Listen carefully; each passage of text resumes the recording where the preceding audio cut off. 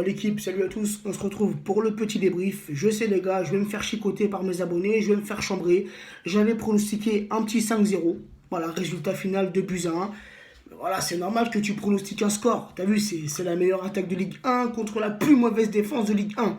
Mais je tire mon chapeau à cette équipe dijonnaise qui ce soir, sérieusement, ils ont fait un gros match. Sincèrement, hein, si on serait, comment dire, si on ne serait resté sur un match nul, ça aurait été mérité pour l'équipe de Dijon. Et de la première à la dernière minute, hein, c'est des joueurs qui n'ont rien lâché. C'est des joueurs qui ont mouillé le maillot, qui se sont donnés à 200%. Voilà, on sait, hein, de toute manière, on sait que chaque équipe qui reçoit ou qui vient au Parc des Princes va se donner à 200%. Les mecs, ils vont se surpasser. C'est le match de leur vie. Hein.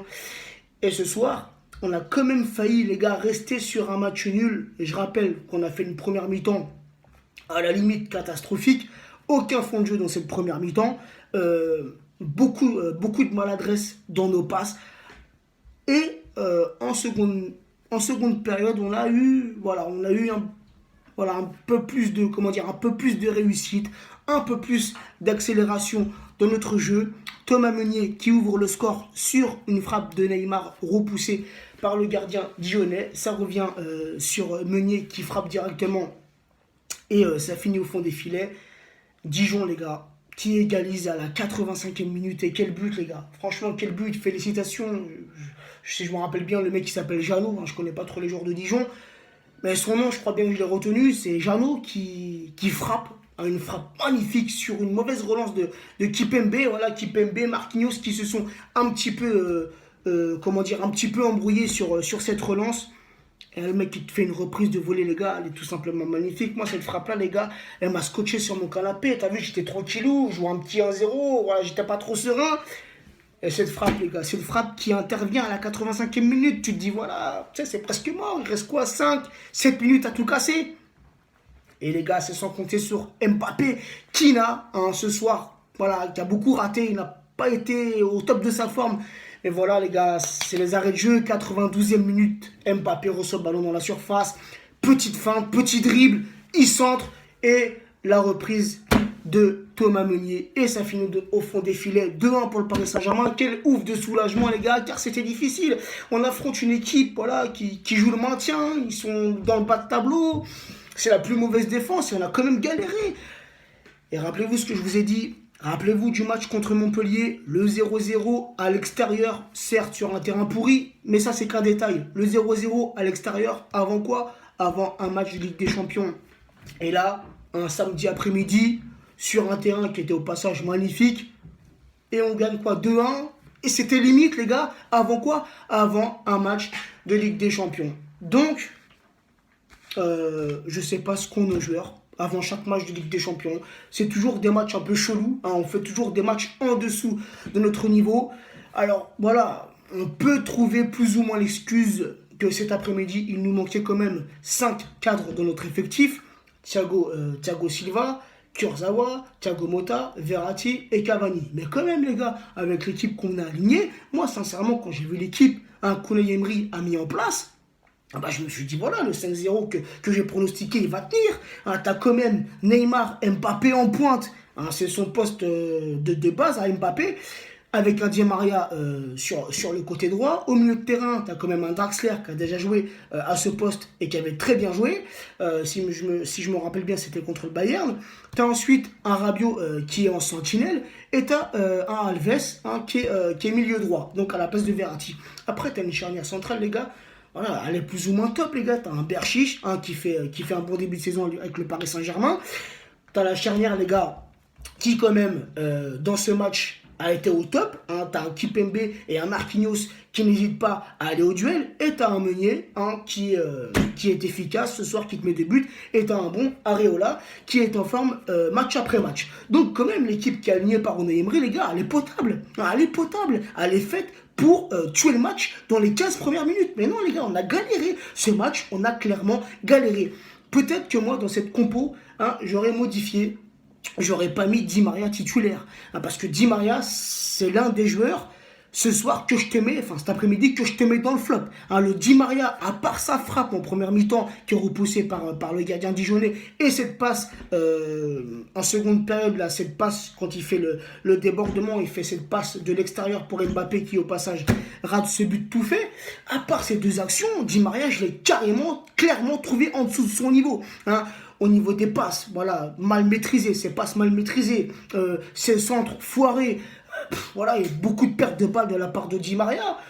Voilà, Di Maria, je ne l'ai pas trouvé dans un grand jour. Certes, il n'a pas beaucoup de temps de jeu depuis le début de la saison. Mais voilà, ça, c'est dû à la concurrence. Donc, il doit clairement, hein, quand il est titulaire, il doit clairement se surpasser. Car lui, c'est un joueur concerné directement par la concurrence. Mais non, il n'est pas, à la hauteur. Un Di Maria en dessous de son niveau. J'ai l'impression de revoir le Di Maria que j'ai vu la saison passée en début de saison.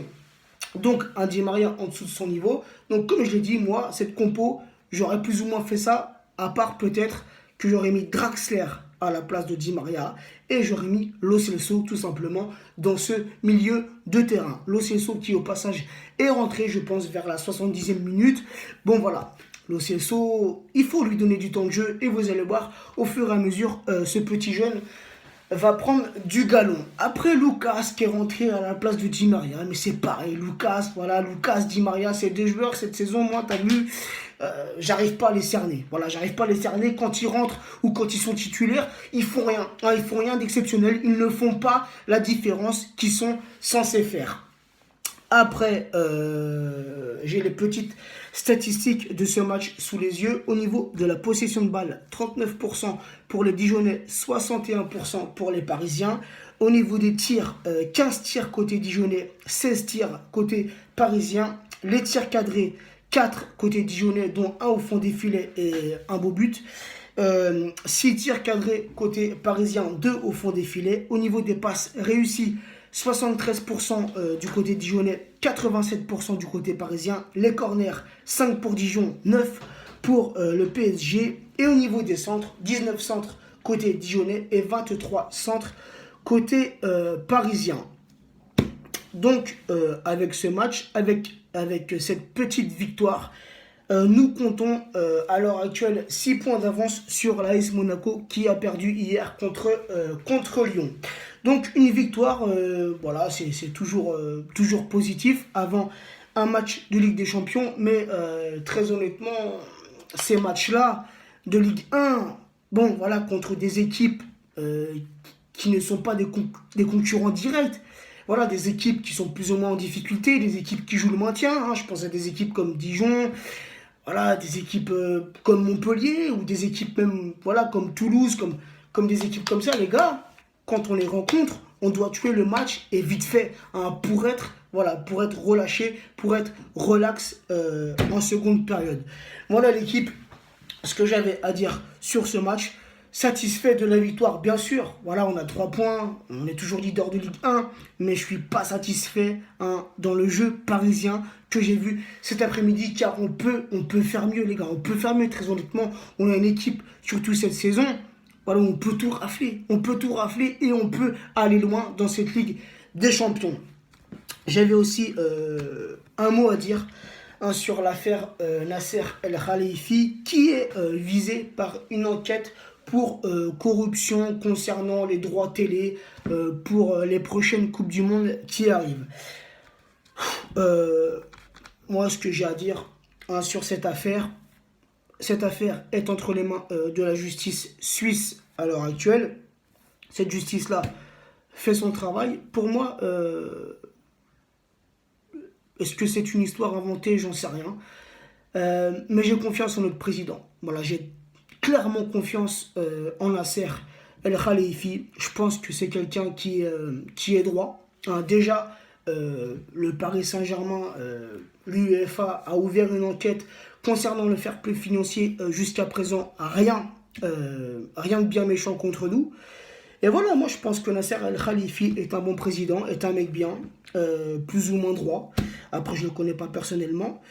Donc, voilà, pour moi, ça c'est une affaire qui veut nuire à Nasser El Khalifi depuis ce mercato parisien qui a été tout simplement magnifique, qui a été le plus gros le plus gros mercato avec le plus grand et le plus gros transfert de l'histoire du football, hein, le transfert de Neymar, le prêt de Mbappé avec option d'achat obligatoire. Je pense que ce mercato a secoué le monde du ballon rond. Et aujourd'hui, hein, j'ai l'impression, alors je ne sais pas si c'est qu'une impression, en tout cas c'est la mienne, et je pense que c'est l'impression de beaucoup de supporters parisiens, tout le monde du ballon rond est actuellement contre le Paris Saint-Germain et par tous les moyens, hein, ils vont chercher à nuire, à déstabiliser ce club du Paris Saint-Germain. Donc voilà, on essaye plus ou moins de coller certaines affaires sur le dos de Nasser El Khelaïfi, car Nasser El Khelaïfi, c'est pas n'importe qui. Hormis d'être le président du Paris Saint-Germain, Nasser El Khelaïfi, c'est le directeur général et le président du groupe Bein-Sport. Nasser, c'est le président de QSI. Nasser El Khelaïfi, il est aussi président de la fédération de tennis qatari et vice-président de la ATF, de la Asian Tennis Federation. Et Nasser El Khelaïfi, c'est aussi le ministre du Qatar. Donc, Nasser El Khelaïfi, qatari, qui vient du monde arabe et qui petit à petit, avec le Paris Saint-Germain, prend de l'ampleur. Hein. D'année en année, le Paris Saint-Germain s'agrandit. D'année en année, le Paris Saint-Germain fait montrer à l'Europe que sur la scène européenne, le Paris Saint-Germain peut être dangereux. En France, le Paris Saint-Germain, voilà, les gens sont plus ou moins unanimes sur le fait qu'en France, hein, surtout en Ligue 1, le Paris Saint-Germain, c'est le plus grand club.